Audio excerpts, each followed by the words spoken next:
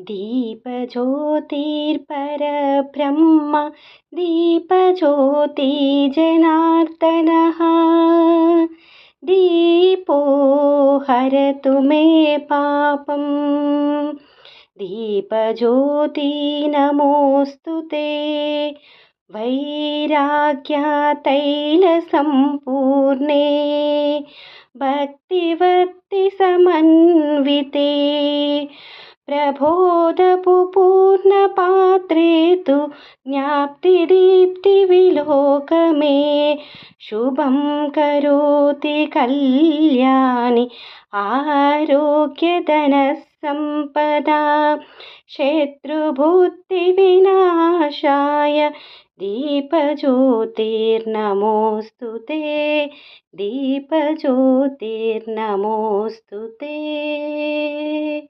कार्तिक दामोदराय नमः। जय श्रीराम।